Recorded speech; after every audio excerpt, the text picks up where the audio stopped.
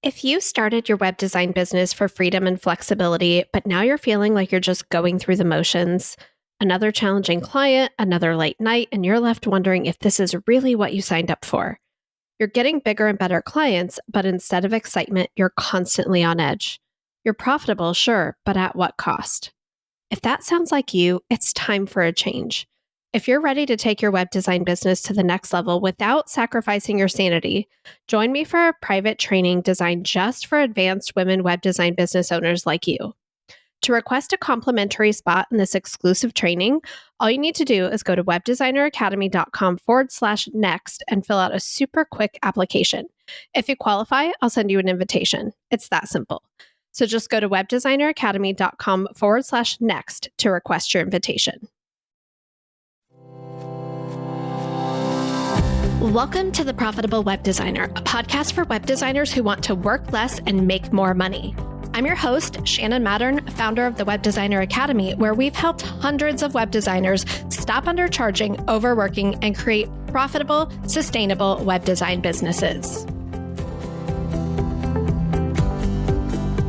Hello, everyone, and welcome back to the Profitable Web Designer podcast. Today, I'm joined by Joana Galvão. She is the co-founder of GIF Design Studios, which is an award-winning agency she's been running for over a decade, specializing in brand identities and web design. And in 2021, she launched the Ambitious Creatives, which is an online education company helping creative freelancers get book solid with dream projects and without burnout. So she's the author of a brand new book called Book Yourself Solid for Creatives. We're going to talk about all of this and so much more. So Joana, welcome to the show. Thank you for having me, Shannon. I'm excited for our conversation.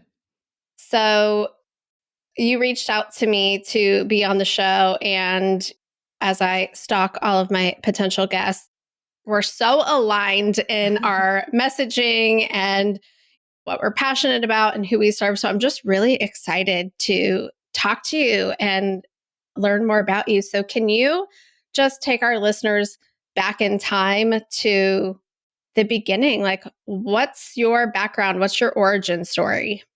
Yeah, sure. So I always thought I was going to be a graphic designer at an agency, and that was that. I was just going to climb the ladder to creative director, partner, what have you. And my journey starts in London, where I get my first design agency job. So I'm in London, I'm 22. I'm doing an hour and a half commute to work, by the way, which I realized was a good thing because it gave me a lot of time to read, listen to podcasts, to dream. So an hour and a half each way, that's 3 hours a day that I was consuming like personal development stuff. And that's where I found Marie Forleo. Shannon, do you know Marie? Yes. Who doesn't know who Marie Forleo is? Well, the new generation don't know as much, I've been finding.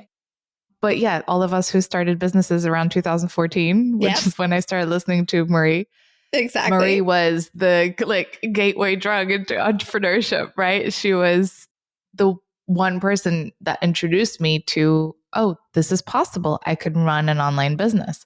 And at the time, she was doing a launch for B School where she was showing before and afters of her students. And it'd be like, look, this student of mine was a waitress at a restaurant, and now she runs a 7-figure empire. And I was like, what? And and it's just like someone shows you a different reality than the one you've been living. It just like cracked me right open. And I started to be so curious. I just felt like everything in my body just come alive and be like, okay, I want that instead of what I thought I wanted. And in one of her videos for the launch of B School, she asks us to finish this sentence. And I think it's a great sentence. I use it a lot now whenever I'm thinking of new goals or when I'm journaling in the morning. And it's, wouldn't it be great if, and you finish the sentence. So I wrote in the comments of that YouTube video, wouldn't it be great if I magically started to get freelance clients? Mind you, I didn't have any clients. I was just working as a designer for an agency. Enough so that I could join B School in 10 days time. So I was like, wouldn't it be great if I magically made $2,000 in 10 days to join this program that promises to get me way beyond that? And one woman saw this comment and she replied, or she got in touch with me. She said, I don't have $2,000 for a brand identity, but I do have a budget set aside of $800. Does that buy me a logo? And I was like, oh boy, am I glad you led with the price conversation, because I would have said $150 or something like that. That was half of my London salary, that was my rent. That was back 10 years ago. That was so much that when I got that, I'm like, oh my God, my life's about to change. So I jumped on a call as soon as I could with her, and I told her about my dreams of B school and the possibility of this being a thing. And she's like, oh my God, I'm already in B school. I'm already in the B school Facebook group. There's about 20,000 people in there. I'm like, what? I'm going to start spreading the word on your behalf, she said. And she started to just tell everybody. And as we were progressing, because I just started to pump out work really fast for her. And as she started sharing the mood boards, starting sharing the first logos, which were, oh my God, they were so horrible. I mailed them out to my newsletter the other day. I'm like, can't believe I'm doing this. And I got enough. I made the $2,000 in 10 days to join B school. And that was the beginning of everything. I started to get booked solid right away, because then I was inside of B school. So now I could talk about my hopes and dreams and be in front of 20,000 people who were all starting their online businesses, all needing brand identity, all needing website design. And I think my first 100 clients came from that group and the connections I made inside that group. I'm still in touch with a lot of people that I made connections with back then today. Some of them have gone on to become really famous, big authors and speakers, and it's just incredible. And yeah, long story short, I quit my job very soon after. So started B school in March, and in May, I handed in my notice. Beautiful. And I then love starts the that rest story. of the story. Yeah. I'm like, you just telling that story. I started around the same time, found my way to Marie Forleo as well. I never ended up enrolling in B school, but I did work with a lot of people who had been trained by B school and like enrolling in their programs. And when you were sharing that initial thing that happened where you're like, I just posted on this YouTube video and it was the spark that created everything.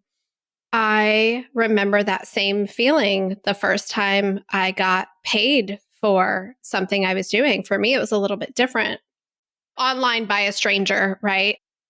I had been getting some freelance clients here and there just through word of mouth, like at my day job, like saying, oh, I do freelance web design on the side. And people are like, you do? I need that. And like, you're just shocked in the moment because you're like, wait, you're going to pay me for this? Like you said, like a whole new reality is being shown for you that like you don't have to have a job to make money. And then I undercharged. And then I found my way to B school and I was like, I'm going to teach people how to build their own website. I started the free 5-day website challenge. I taught WordPress and I'm going to just give it all away for free like Pat Flynn does. And I earned affiliate commissions from that. And I remember my very first affiliate, my very first subscriber, my very first affiliate commissions that came through. And there's just like a magic in that moment where something in your brain clicks and is like, oh, this is possible. This is possible. And I haven't looked back, right? And it's a series of events leading me to this podcast and all of the things. So I can so relate to that. And I can't wait to dig into like, okay, well, we're 10 years past that. Like, what happened next? Tell me what happened next. Yeah. Oh, and that moment, that magic that you were talking about as you were sharing that, I was like, yeah, we have to work hard on not losing it, because as we progress in our journeys, as we get older, as we have setbacks, as we see others have setbacks, it's so easy to lose that what if? Oh, but what if it was possible? But what if this could really be my reality? And for your listeners, maybe they're thinking like there's some goal that they want, but if our subconscious is already like, that's not going to happen, then we don't leave the comment. Then we don't reach out. Then we don't put ourselves out there. So that's something we need, as you were speaking, I'm like, yeah, we need to always keep that magic alive, or keep that wonder of like anything is possible. We have to keep ourselves open to that. Oh, yeah. Our thoughts create our feelings, drive our actions, create our results. And I love how you really tied that very specifically back to, if I didn't believe that, I would have never done that one little thing that changed everything. Yeah. Ugh, so good. Shannon, I'll tell you another story of like that one little thing that changed everything. One of the things, first of all, actually, in B school, the minute you enroll, like there's a couple of welcome videos, probably not now because they've been re-recorded, but at the time, Marie suggests a couple of books. And one of the books she suggests is Book Yourself Solid by Michael Port. So I'm like, okay, being a good student, buy that book, order it. It'll come full circle in a moment, as you probably guessed. So that was the first business book that I buy. Then in one of the modules, she mentions how you should try and reach out to somebody who could potentially be a potential referral partner to you, who's a couple of steps ahead of you that could potentially introduce you to the clients that you want to have. And I wanted clients like Marie. And so I thought, well, I'm not going to reach out to her because she's probably already having 20,000 people reach out to her, and I'm just going to be one of many. But who do I know that has Marie as a client that could be like that halfway point? So I start to dig around, do research. And as I'm listening to a podcast, Entrepreneur on Fire, I listened to an interview where Selena Soo, whose book is also coming out around this time. I love that synchronicity as well. Selena Soo has Marie Forleo as a client. She has Danielle Laporte as a client. She has Lewis House as a client. She was doing publicity at the time. And so I thought, if I could get in front of Selena Soo, that could be my way to get in front of these other clients. So I email her. No reply. I think, okay, I need to be more creative.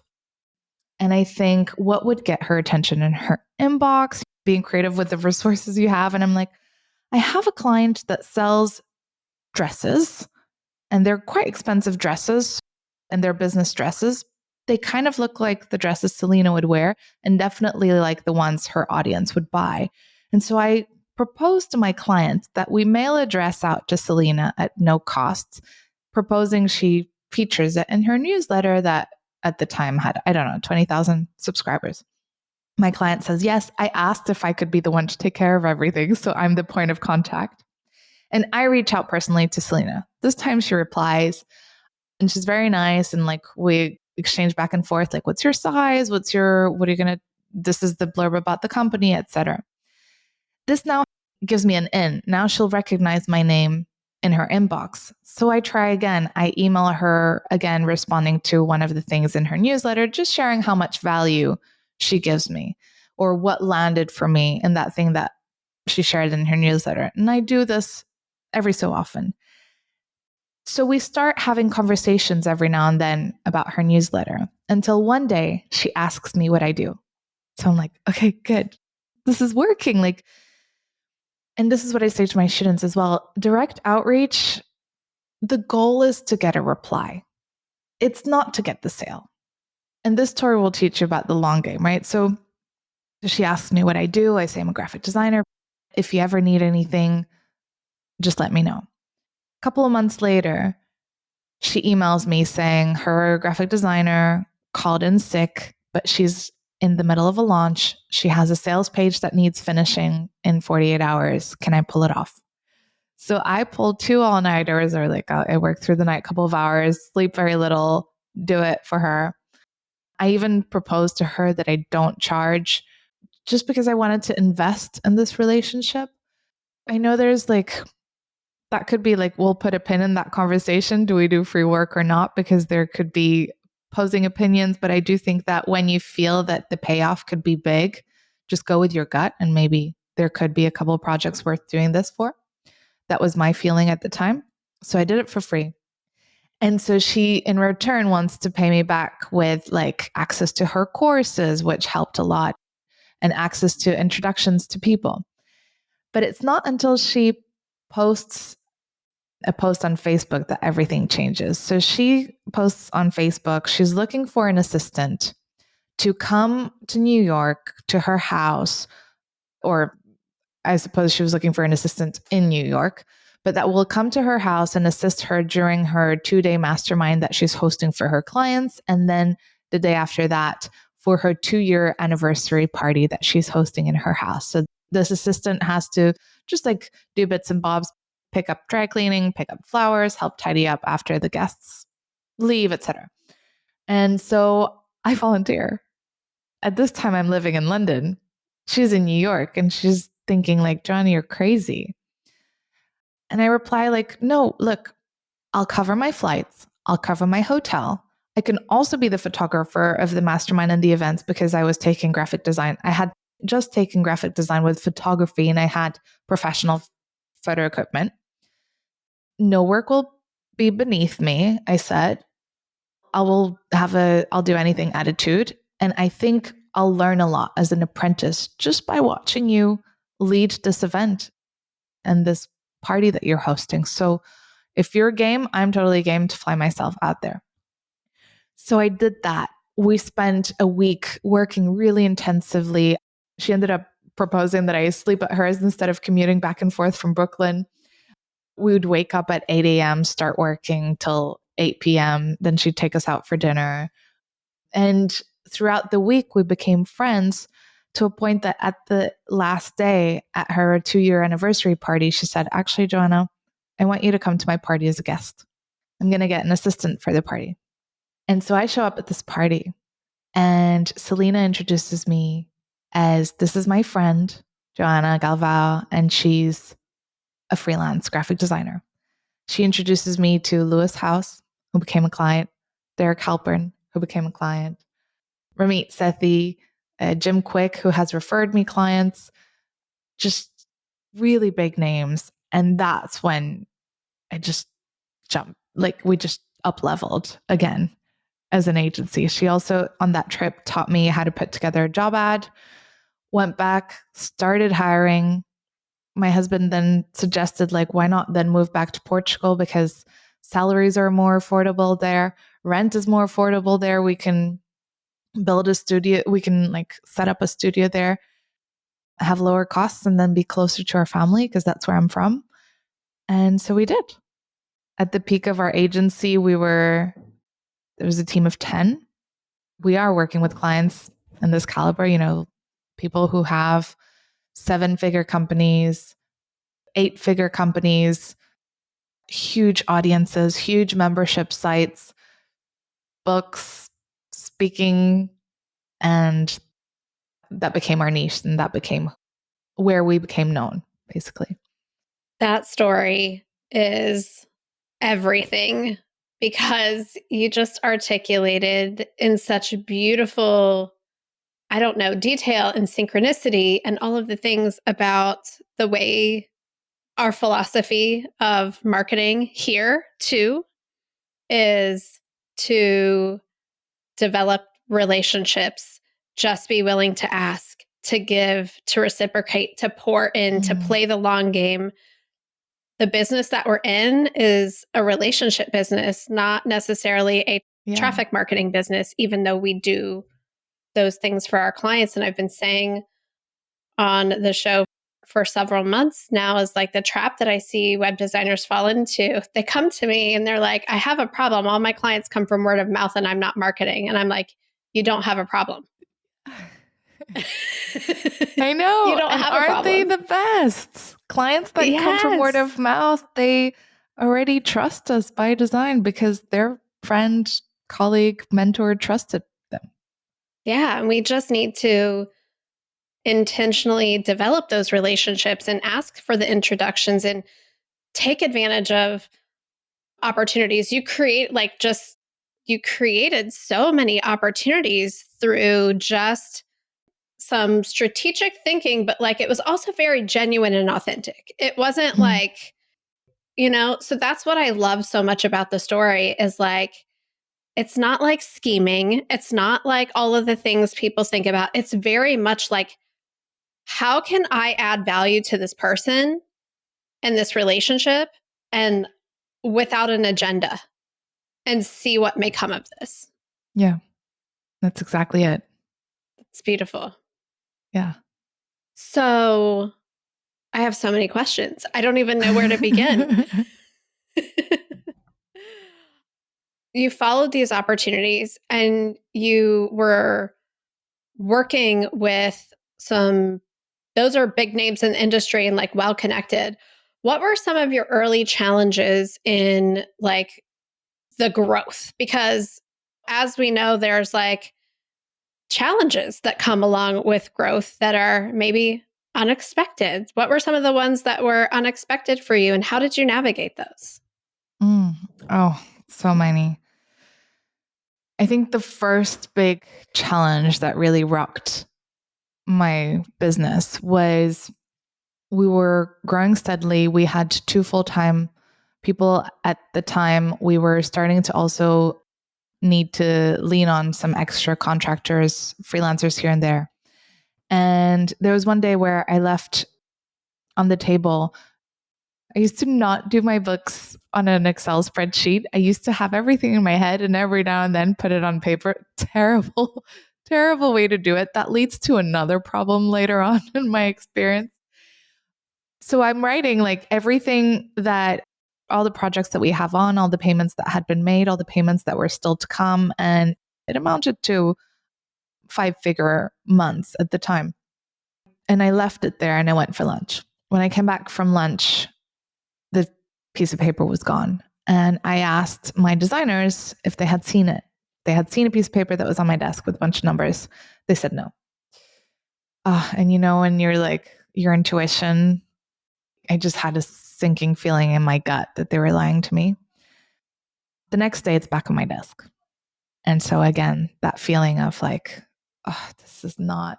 And I had already been feeling a little bit, there was some tension at the office. In retrospect, I now know how I also co-created that environment. And they asked for a meeting with me, the 2 of them. And they came to me and they're like, look, we've been doing some research and we've been digging into what salaries are like in the US compared to Portugal. And we figured since we have American clients and you're charging American prices, we should have American salaries. And therefore, we want to triple. We want you to triple our salaries or we're out. And, so much went through my head at the time. But the reality was that they had only seen the incomings. They hadn't seen the outgoings. They hadn't seen rent and electricity and internet and the computers and software and all of the other things, not to mention taxes. So if they thought that with those incomings I could triple there was no way we'd get into the red. And so I explained to them, like, I just can't. And so they said, okay, well, then we'll leave. And they both left. I remember, and we were bootstrapping it at the beginning. I've always done things before I've been ready. So I hired before I've been ready. We hired before we had a legal entity. So we were paying them, but it was all a bit muddy while our lawyers were like incorporating and see what type of business it makes sense for us to incorporate as. So when they call this meeting, we have no contracts with them. So the next day they're gone. And that meant that I had to get back to my clients and say, Lewis House at the time was a client on retainer. And I had to tell him, I just lost my entire team. This is so embarrassing. I cannot until I hire. And that might be a little bit, because I remember that floored me. And I was like, oh, never mind. I'll go back to a full-time job. There's no way I can do this. I'm not a good leader. All of the imposter syndrome. And I just let him know, like, I couldn't carry on. He was very understanding. So were the rest of my clients. And that was the first big setback. And where I started to You have that quote on your website, like there's profit in your pain. Yeah. That was my first big pain. And I'm like, well, how can I make sure that never happens again? And that's where I dove deep into leadership. I picked up Radical Candor, the book at the time, phenomenal book on leadership. For those of you listening who manage teams or want to manage teams or even managing contractors. And I started to lead from a place of radical candor. And I think that's where I had gone wrong with these girls is I was micromanaging their time. I was not really letting them in on my decisions or letting them in on what I thought was the process that we should do our designs. I was interrupting their work and being like, oh, this important client just asked for this thing last minute. Pause what you're doing, do this. Okay, now go back to that. It was just, I can see now how it was terrible for them to work in that way. And I thought, okay, but like I have an open door policy. They can come up to me and tell me when things are wrong. But I know now having an open door policy with your team means nothing. There's a book by the guys at Basecamp. I can't remember the name of the book. It doesn't have to be beep at work. I don't know if we're allowed to swear. I usually keep it PG, but yeah. Yeah. So your listeners will fill in the blanks. And they say that. They say like saying you have an open door policy is a cop out. Yeah. Because you're saying that puts the responsibility and the pressure and the hard work on the employee. So now they have to think about when is a good time for you. They know you're busy. They know you're a leader. And does this really need to be brought up to the table? Is this going to create more stress in the company, whatever? And they'll keep it to themselves. What you want as a leader, what I've learned is there has to be room in the calendar where they know they're going to have a candid conversation with me.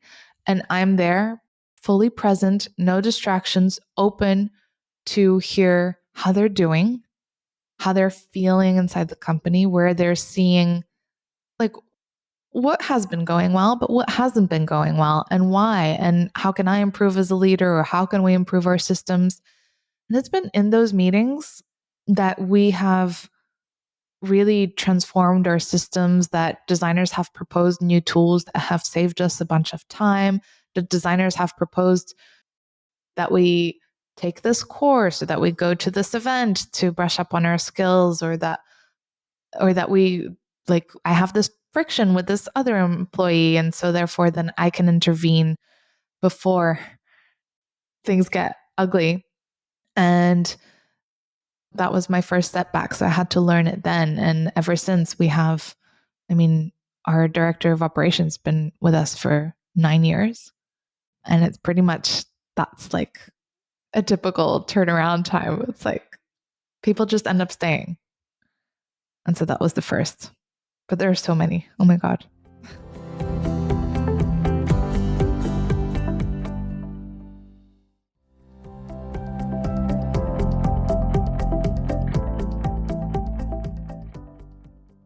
I can so relate to that story in terms of realizing that you were the one disempowering your team. I had, and I've talked about this on the podcast before, but I had a team member that I had to lay off, and because we had a bad year. However, now that it's been like 2 years almost since that happened, I'm like, I can see in hindsight how her role was supposed to help us grow, but I disempowered her. I had my own stuff I was working through, and I was micromanaging, jumping in, doing her work before she could get to it. Like my urgency of this was like, of keeping things moving and making sure everybody was happy and all of the things was like really disempowering. And now I'm like, oh, I could see how I like choked her role off completely and wasn't able to experience the growth that I was hoping would happen, that I was planning to happen due to hiring that role, because I wouldn't allow it to support me. I would not allow her to support me in the way that I logically intended for her to support me. And so it's really interesting what we go through as entrepreneurs and leaders when we go to grow our team because we truly have no more capacity and we need to add capacity, but we have to allow people to support us and we have to allow them to be the experts that they are and like get out of their way and let them like do the amazing work that they're so capable of doing if we could let it go and stop being the ones to do all of the things. So, yeah, I just really appreciate that story. And I'm like, oh, okay, I'm not alone in like seeing that I created that environment for this to happen to where I ultimately had to lay her off because I couldn't keep funding the position because the position wasn't, yeah. Anyway. Yeah. Well, in 10 years of running an agency, the biggest setbacks, the biggest challenges have all been people related. Yes. And some in ways that we can't control, like we had years where it was like, oh my God, a key person in our team just had a close, immediate family death. And this other person went into an emergency operation and is going to be out for a month. We just lost like, oh, okay, well, this happens. And now we need to like figure out how can we be there for both of these team members in such important times and then rejig how we're working and then tell our clients and figure it out. And yeah, just we're not robots, right? We're people and we go through ups and downs in our lives. And inevitably, no matter how hard we try, sometimes that bleeds into work. And so it's like, well, then how do you then help team members navigate that? But also knowing that you need to still be putting your business first while being there for them. I think in hindsight, a lot of the dips that we've had in our business is when I've always put my team first.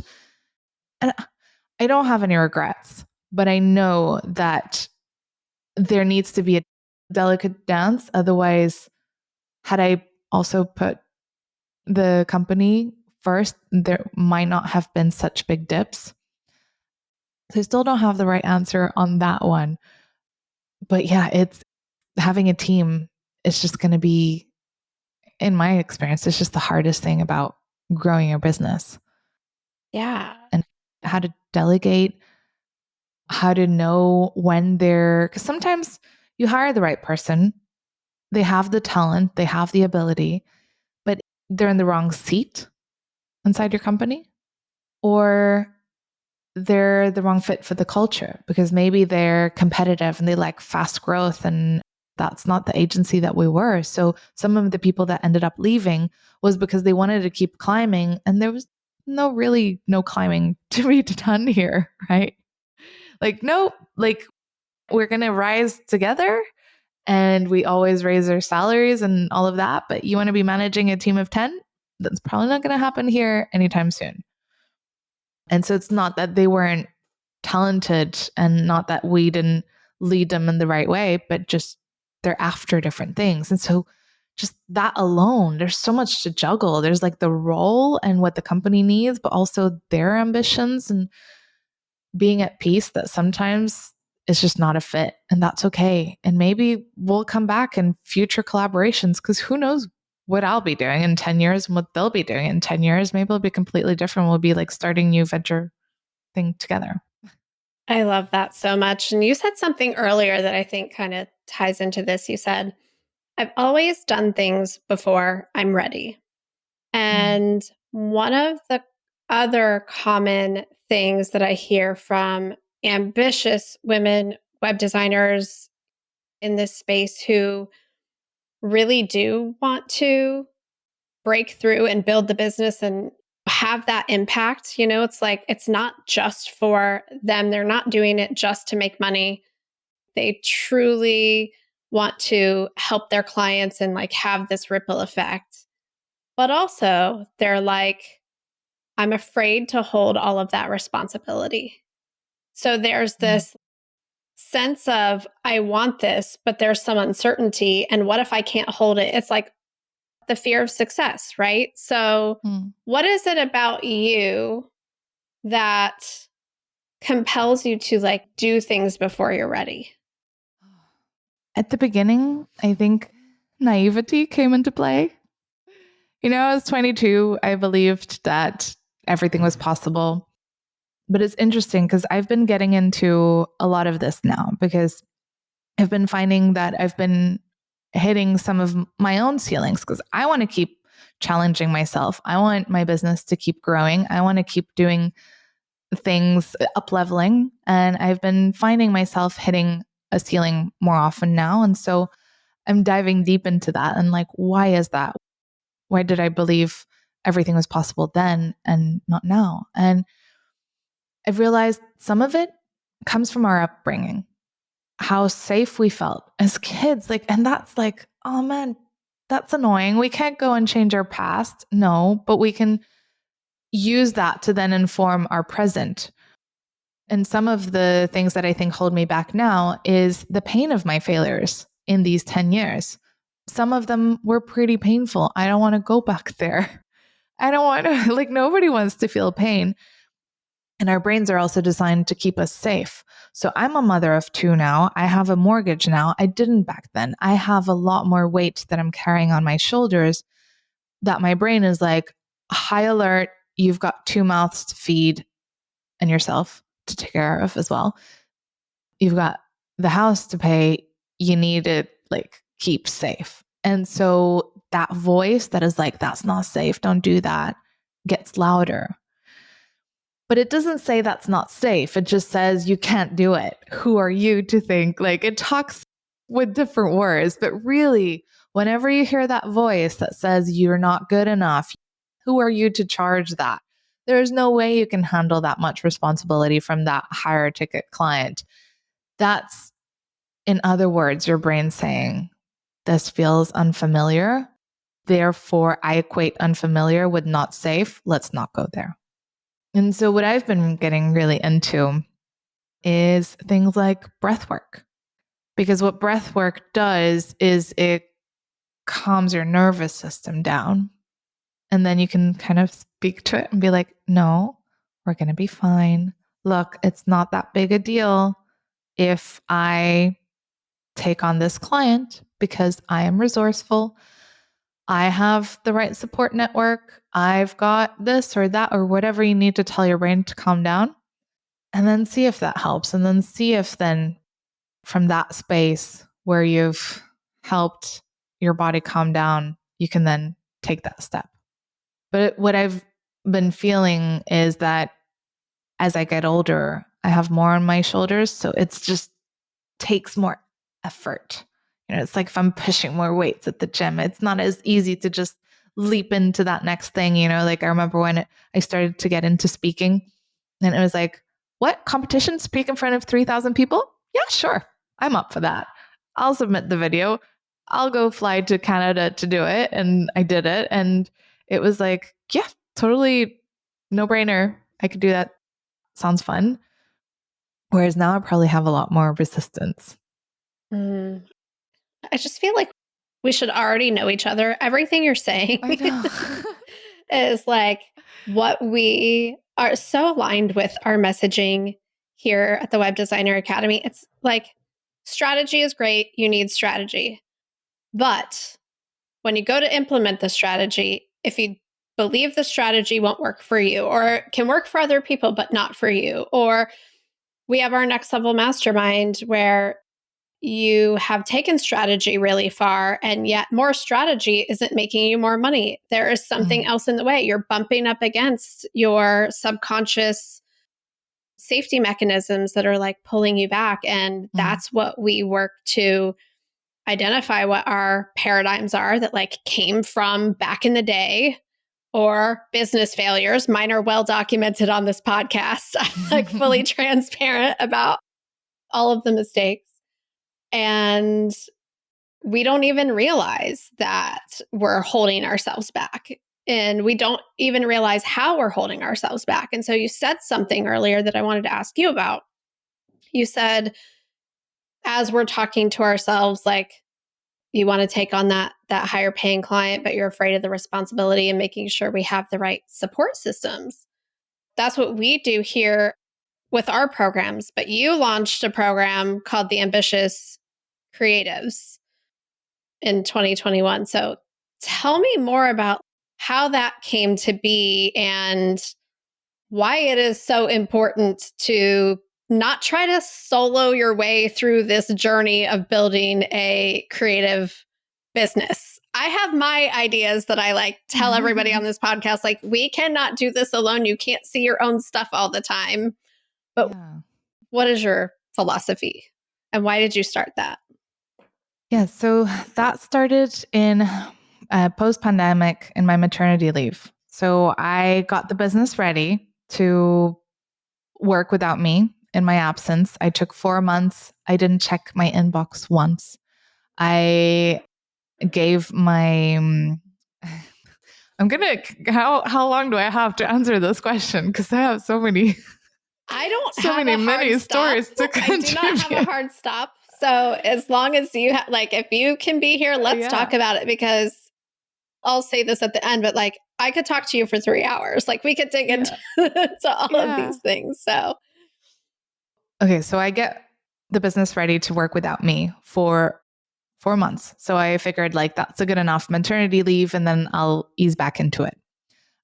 I didn't want to, like, I didn't get into this to, people get into running their business for supposedly more freedom. They end up with a lot less.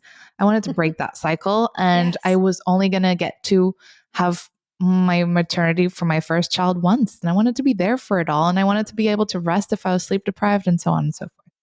So I got it ready to be okay without me for 4 months. And we did it with the help of the book Clockwork. They were our clients at the time. Clockwork's by Mike Michalowicz. And they talk about a framework called IPO. And it's a framework for how to delegate something. So information, permission, and outcome. And in that line of thinking, I told my director of operations that, okay, information, you have all the information you need. You know how we run the business. We've been doing this for like, at the time, 7 years together. Permission. You have permission to make decisions with the lens of what do I think Joanna would do? And you have permission to not double check with me on that. You have permission to also fail because I fail too. So if you make the wrong choice, I'm not going to give you a hard time for it. And you also have permission to, if there's ever something that you're like, I actually don't know what Joanna would do in this situation, you have the permission to get in touch with me. So that was the permission parameters. And the outcome, I said, look, you don't need to do anything but keep the business breaking even. That's the only outcome I expect, is just like, you don't need to take on new projects, but if you do, and she managed to close new projects in my absence. We actually had the most profitable months when I was on my maternity leave. So that led me to thinking like, well, then why am I going to come back? I'm just going to come back and try to take everything off from her hands when it's clearly working so well. And that gave me room to dream up new opportunities. And look, I think that one of the things that attracted me about Marie Forleo back in the day is that I was like, I want to do what she does. I wanted to be an actress at one point in my young life, or like as a kid. I wanted to be a dancer. Marie was doing all of that in her brand. She was dancing and she was being on video and she was writing and doing all the things. And I thought that looks really fun. And so now I'm thinking, okay, well, I've already built and I've already gotten the agency to a point where it's like, it's doing good. Some people are already coming to me and asking like, whoa, how'd you do that? How'd you take 4 months off? How'd you get those clients? How'd you have 10 people and all of that? And so I'm thinking, okay, maybe now I have, like the imposter syndrome's like, am I good enough now to teach this stuff? Like, have I learned enough to be able to teach it? Because I think that was always my end goal. I'm a natural communicator. I love telling stories. I love teaching people. Like the minute when I built my first website, portfolio website, I taught everybody in my university when I first quit my job, I taught everybody that I knew how to quit their jobs. It was just inevitable. It's like I find something, I obsess over it, and then I want to tell everybody about it. So I think that was always like at the back of my mind, even the audience that I chose for the agency, the target market. I think my subconscious is probably at work there too, because here I am building the back end of book launches, building the back end of membership sites, all very useful for when you want to launch your own. And so when in my maternity leave and I'm having more time to reply to student questions at that point as well, I had already been on the future because I had been invited. I had no end game with that, but I did get a few followers from being on the future with Christo. And so a lot of people were just asking me, like, how'd you do this? How'd you do that? And I was having more time to reply as I was nursing my baby. And I just posted a story one day. I'm like, I may be thinking about getting into coaching. Would you like to be coached by me? And I did a poll on Instagram. And then I just DM'd, like I saw like 50 people had put their hands up. And so I just DM'd every single one of those people. I suggested we jump on a call to kind of do like discovery and understand what are people looking for. I came up with something. I wrote it down on a PDF. I was being coached through this process, by the way. It's not like I had these geniuses ideas, and I had a lot of resistance towards some of them, like the reaching out, the booking the calls, the having the calls, even though I didn't know what I was going to sell, the putting together an outline of like, here's the program. It's not been written yet, but I'll promise I'll write it if you buy it. And that was how we launched the first cohort of Ambitious Creatives Booked Solid. We had 30 students and I just fell in love. I was like, oh my God, this is so amazing. I can work through Christmas and New Year's and my client doesn't even say thank you, but I can show up to a call and make a huge difference and inspire someone and lend them a little bit of my confidence and it changes their life. I want to do more of that. You just articulated the whole reason why I do what I do. And it kind of ties back to what we were talking about earlier with you were shown a whole new way of living your life that was like completely unknown to you before by Marie Forleo. And same for me. There's a few different mentors. She was one of them. And I want to be that for people. Mm-hmm. I can so relate to you. I mean, I shouldn't even say that. We are that for people. Like, it's not like I have the desire to be that for people. We are that for people. And we've made a lot of the mistakes. We can help. People are going to make mistakes. They are going to have failures, but we can help them normalize that and lead them through all of it. And it's just so beautiful that everything that you did led you kind of full circle to this. Oh, someone else showed me a completely different possibility. And now I am that person that is showing other people this possibility. It's so beautiful. And I know we have been talking for almost an hour. Yes, but go ahead. That, you're saying like, and that's when it comes full circle. So this is where it comes full circle. I then go to my coach at the time. I'm like, I don't have time to put together the curriculum. I just sold people. Like, what do I do? And he's like, well, good news for you. Book Yourself Solid is now licensing their IP and you could just use it and just teach it. So there you've got your roadmap. It's what you've applied. It's what you've learned. It's what you've tried and tested anyway. And it is like everything in the book, like in the system I believe in. And so I'm like, okay, that sounds easy. I love when things are easy and things align. So I took the certification. It was just, and it's like sometimes you just need like a pen and paper in your hand to kind of feel safe, but then you've got it and you didn't even need to look at the pen and paper. So it kind of was like that crutch for me. And then everything else, I just started teaching from what I knew. But then because I started to get students successes after success, and I would like email Michael Port and I'm like, oh my God, I love this. Like, look at what this student achieved. I'm so happy that I get to do the certification. It just made the process of getting into coaching so much easier. And then he invites me to co-write this new edition. He's like, do you know what'd be cool? The book's 20 years old. Some of the things are outdated. we're thinking of doing spinoffs. Why don't you write the version for creative service providers? Put your own stories, bring it up to date. And oh my God, like I knew I wanted to write a book. I didn't think it'd be when my daughter was 1 year old because I was like, later when the kids are easier. But I couldn't say no to that. And so, yeah, I guess that led us to us talking now. That is just like a mind-blowing moment. It just shows you all the power of what is possible when you do believe that nothing can stand in your way and that it really is possible for you.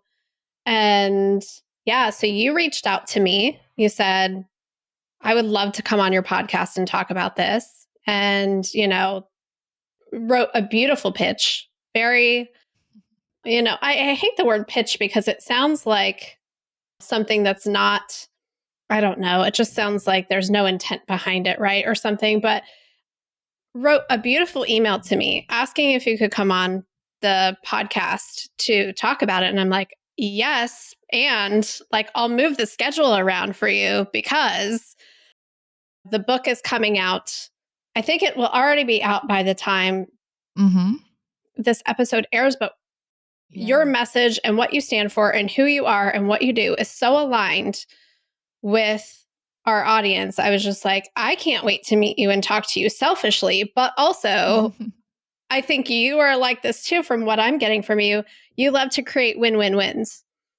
And I love to create win-win-wins, and just even getting to talk to you and talk about the book and talk about your journey on the show is such a huge win.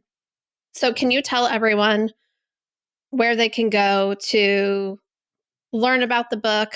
You'd mentioned a masterclass that goes along with the book when we were chatting earlier.